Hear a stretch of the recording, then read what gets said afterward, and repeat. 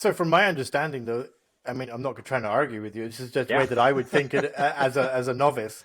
Um, Tristan, feel free to use this line if it comes up. the body's natural reaction against an injury is to make it swell. It Yeah. provides that kind of buffer or padding or however you want to, the extra fluid or whatever against that injury. If you're restricting that swelling, is that not a bad thing? No, that's a great question. I love that because you're absolutely right. You're absolutely right, and then you're smarter than some of our researchers about 20 odd years ago. So some of Hang on, producer, can you clip that, please? Thank you. Yeah, Yes, yeah.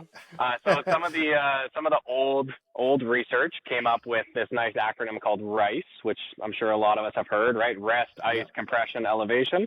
And so that was what we were supposed to do anytime anything got injured was RICE it, right? Yeah. Oh, that's a great question. I love that.